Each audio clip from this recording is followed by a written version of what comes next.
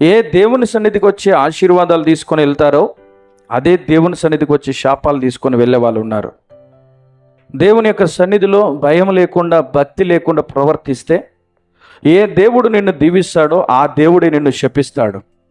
అంటే మన దేవునికి దీవించడం ఒక్కటే తెలియదు, ఆయనకు దీవించడం తెలుసు, శపించడం తెలుసు, గాయం చేయడం తెలుసు, గాయం మానపడం తెలుసు ఆయనకు, నిన్ను పైకి హెచ్చించడం తెలుసు, నిన్ను ఎత్తి కింద పడేయడం తెలుసు ఆయనకు తెలియ.